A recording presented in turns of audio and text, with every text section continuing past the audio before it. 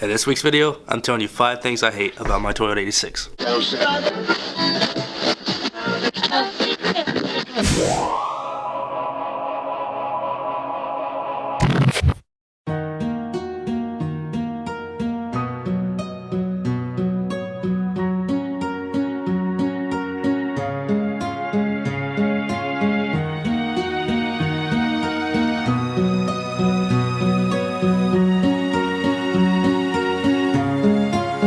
So we're going to start with number 1, and this isn't really specific to the car, but specific to the color, and it's the fact that it's impossible to keep black clean.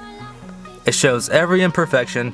When you do get it clean, it doesn't look clean, and the only time it does look good is with the proper wax in the dark. Black always shows constant swirls, and for someone who's really picky about how their car looks, I should have never got a black car. But hopefully that's going to be fixed when I decide to ceramic coat it, and hopefully I won't see all these imperfections I see now.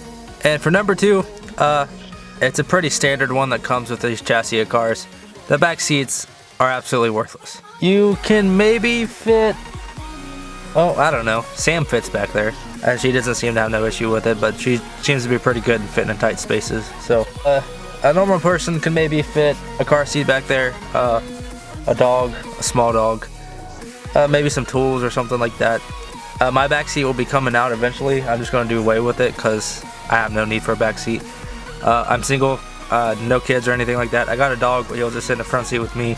Number 3 is you have a real limited choice on wheels. The 5x100 bolt pattern, there's not a lot of options out there, and unless you're going custom wheel, you're not going to find anything that fits the Rocket Bunny. There's a lot of guys who run 5x114 wheels and then have adapters. I don't want to run spacers, even though I'm going to end up running spacers, because with my tire setup, it's just not the stance I want. So I can't achieve that without a 1-inch spacer. But that's one of the biggest downfalls of these cars, is there's not a lot of options for aftermarket wheels, and which is something kind of decent to consider when you're in the market for one of these. Number 4, something I get a lot in this car is attention, and sometimes I like it and sometimes I don't. Like, if I'm going to a car meet or anything kind of related to that, sure, I mean, I love to talk to people. I'll talk to you all day about my car.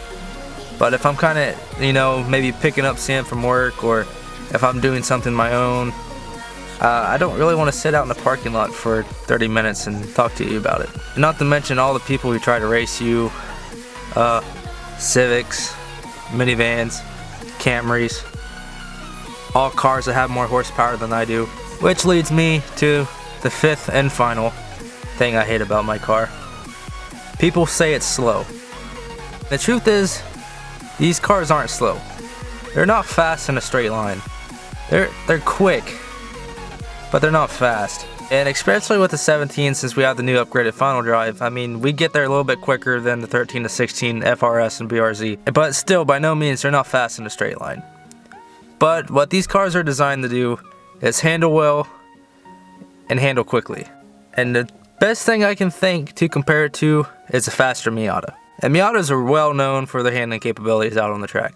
And basically, if you're a good enough driver, you can beat, you know, Mustangs, Camaros. Pretty much any guy's going to tell you there's no replacement for displacement. And these things really shine in that aspect. Cornering is amazing. And once you get up to speed, I mean, you're cruising. You're not going to scrub that much speed off in a car like this. No one really understands that horsepower is just a number. I mean, sure, your Toyota Camry may have more power than I do, but it's not going to be faster. And not to mention, a whole lot less fun.